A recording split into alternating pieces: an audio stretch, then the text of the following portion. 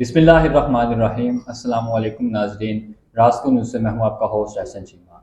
ناظرین، مطالعے کا ذوق اور نو آبادیاتی نظام کے بعد افریقہ میں پیش آنے والے حالات و واقعات پر نظر رکھنے والوں کے لیے پیٹرس لوممبا کا نام اجنبی نہیں۔ ناظرین، جب 1960 میں بیلجیم کو کانگو پر سے تسلط ختم کرنا پڑا تو پیٹرس لوممبا اس کے پہلے وزیر اعظم بنے۔ تاہم مالی وسائل اور تجربے کی کمی کی وجہ سے وہ حکومت کے امور نہ سنبھال سکے اور اس میں بغاوت پھیل گئی۔ ملک کے معدنیات سے بھرپور صوبے کتنگا کو اس ریاست سے الگ کرنے کے لیے بیلجیم کی ایک کان کہیں کی فرم نے حکومت کی پشت پناہی سے علیحدگی پسندی کی تحریک کو ہوا دی۔ ناظرین، حال ہی میں لندن میں دکھائے جانے والے ایک ڈرامے اے سیزن ان دی کانگو میں ان واقعات کو نہایت ہی عمدگی کے ساتھ دکھایا گیا ہے۔ لندن کے ینگ ونگ تھیٹر میں پیش کیے جانے والے اس ڈرامے میں لوممبا کا کردار ایک ایسے رہنما کا ہے جو اپنے ملک کانگو کو بچانے کے لیے استعماری طاقتوں کے خلاف جدوجہد کر رہا ہے۔ اس نے اپنے وطن کو تقسیم ہونے سے بچانے کے لیے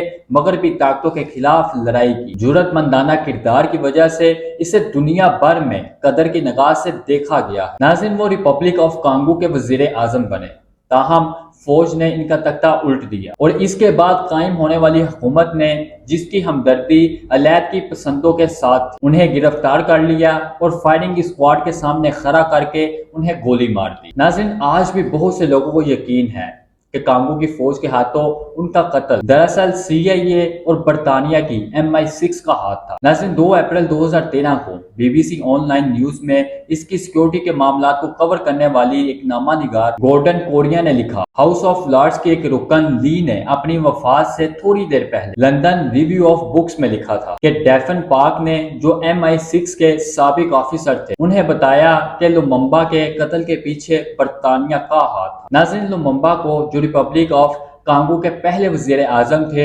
اقتدار سنبھالتے ہی بہت سے مسائل کا سامنا کرنا پڑا۔ جب کتنگا صوبے میں علیحدگی پسند گروہوں نے تحریک شروع کی تو فوج میں بھی بغاوت شروع ہو گئی۔ اس انتشار کا فائدہ اٹھاتے ہوئے امن قائم کرنے کے بہانے سے بیلجیم کے فوجی دستے پھر واپس آ گئے۔ اس پر پیٹرس لوممبا نے ایک انتہائی قدم اٹھایا، اس نے سوویت یونین کو مدد کے لیے پکارا۔ ناظرین، اس بات نے واشنگٹن اور لندن کو خوف زدہ کر دیا کیونکہ انہیں اندیشہ تھا کہ سوویت یونین افریقہ میں اسی طرح قدم جمائے گا جس طرح اس نے کیوبا میں کیا تھا۔ ناظرین، 1960 میں وائٹ ہاؤس میں صدر آئزن ہاور نے نیشنل سیکیورٹی کونسل کا اجلاس بلوایا اور یہ مسئلہ ان کے سامنے رکھا۔ اس کونسل میں امریکی صدر نے اس وقت کے CIA ڈائریکٹر کو مخاطب کرتے ہوئے کہا کہ وہ لوممبا کو ختم کرنا چاہتے ہیں۔ ناظرین، ڈرامے میں لوممبا کا کردار جی وٹل ایجیوفور نے بڑے ہی طاقتور جذباتی انداز میں ادا کیا۔ ناظرین، کانگو کا بہادر رہنما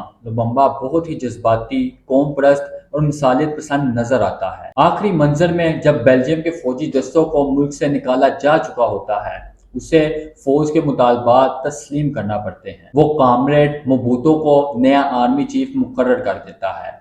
اس کے بعد ہماری جانی پہچانی کارروائیاں عمل میں آتی ہیں اور 1961 میں وہی آرمی چیف شب خون مارتا ہے اور لوممبا کو معزول کر دیتا ہے۔ ناظرین، وہ آرمی چیف بیلجیم اور امریکہ کے تعاون سے 1965 سے 1997 تک کانگو پر حکومت کرتا ہے۔ اس دوران وہ اپنے ملک میں بے تحاشا دولت اکٹھی کرتا ہے اور اپنے ہی ملک میں بدعنوانی کی علامت بن جاتا ہے۔ ناظرین، ڈرامے میں کانگو کے بحران میں اقوام متحدہ کا کردار بھی بہت ہی افسوسناک ہے۔ عام طور پر غیر جانبدار سمجھے جانے والے سیکرٹری جنرل ڈیگ ہیمرسک جولڈ اصل میں استعماری طاقتوں کے مفاد کے لیے کام کر رہے تھے۔ جب معدنیات سے بھرے ہوئے صوبے کتنگا میں غیر ملکی فسادی طاقتوں نے اپنی گرفت مضبوط کرنا شروع کی تو اقوام متحدہ کے دستے خاموش تماشائی بن کر کھڑے رہے۔ ناظرین، لوممبا مسٹر ڈیگ سے شکوہ کرتا ہے لیکن سیکرٹری جنرل انہیں صبر کرنے اور موقع شناسی کا مشورہ دیتا ہے، لیکن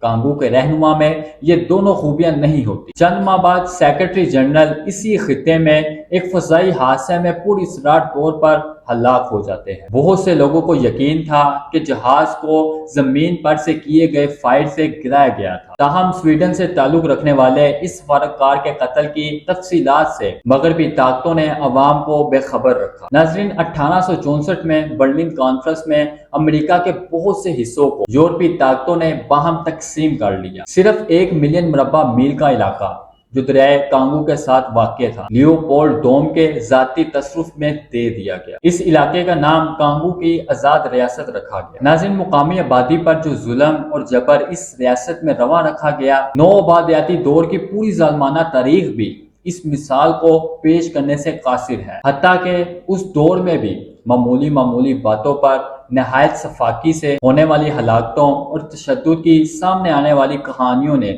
پوری دنیا کو لرزا دی۔ ناظرین، 1908 میں بیلجیم نے اس ریاست پر قبضہ کر کے اس کا نام ریپبلک آف کانگو رکھا، تاہم یہ صرف دکھاوے کی تبدیلی تھی۔ لوگوں کے حالات ویسے ہی تھے، لوگ خوفناک تشدد اور جبر کا سامنا کرتے رہے۔ اگرچہ اس بات کا کوئی ریکارڈ نہیں ہے، لیکن کہا جاتا ہے کہ بیلجیم نے اس علاقے میں لاکھوں افراد کا خون بہایا ہے۔ ناظرین، اس پس منظر کی وجہ سے یہ سمجھنا آسان ہو جاتا ہے کہ لوممبا استعماری قوتوں، خاص طور پر بیلجیم کے اتنا خلاف کیوں تھا۔ ناظرین، اس ڈرامے میں یورپی سفید فاموں کا کردار بھی سیاہ فام اداکاروں نے ادا کیا تھا، اور انہوں نے اپنے چہروں پر سیاہ یعنی کانٹوں والا چوہا جیسا ماسک چڑھا رکھا تھا۔ ناظرین، جب کانگو کے بحران پر بات کرنے کے لیے امریکی اور روسی نمائندے آپس میں ملے تو ان کے پیچھے سفید گوروں کی کھوپڑیاں تھیں، اور جب وہ بولتے تھے تو دراصل گوروں کے جبرے حرکت کرتے تھے۔ A Season in the Congo کا ریئیکشن بہت ہی تیز ہے، اور اس کی موسیقی اور اس کا رقص بھی بہت جاندار ہے۔ مختلف مذہبی رسومات کی ادائیگی مقامی زبان میں ہی کی جاتی ہے۔ آخری منظر جس میں فوج کی طرف سے شب خون مارا جاتا ہے اور پھر لوممبا فائرنگ اسکواڈ کے سامنے کھڑا ہو جاتا ہے، بہت ہی متاثر کن ہے۔ ناظرین، یہ ڈرامہ یونانی ٹریجڈی کی مانند ہے، اور ناظرین کو اس کے انجام کا علم ہوتا ہے۔ گزشتہ 6 دہائیوں سے ہم یونانی ٹریجڈی کے بہت سے مناظر دیکھ رہے ہیں، جب طاقتور قوم پرست رہنما ظلم کی قوتوں کے سامنے کھڑے ہو جاتے ہیں، لیکن ایک ایک کر کے وہ تباہی سے دوچار ہو جاتے ہیں۔ اس میں ان کے دشمنوں کے علاوہ ان کی اپنی خود پسندی کا دخل ہوتا ہے۔ اکثر اقتدار سنبھالنے کے بعد دوسروں کی بدعنوانی اور اپنی نااہلی کا شکار ہو جاتے ہیں۔ ناظرین، ہو سکتا ہے کہ وہ خود بدعنوان نہ ہوں، لیکن عالمی سرمایہ دارانہ طاقتیں ان کے وسائل پر قبضہ کر لیتی ہیں، اور اگر وہ مزاحمت کریں تو انہیں پیروں تلے کچل دیتی ہیں۔ ناظرین، اس ڈرامے کو ایمی کسائن نے 1964 میں لکھا تھا، اور اسے پہلی مرتبہ انگریزی میں پیش کیا گیا ہے۔ یہ ڈرامہ ہمیں یاد دلاتا ہے کہ کسی نہ کسی شکل میں نو آبادیاتی نظام آج بھی جاری ہے۔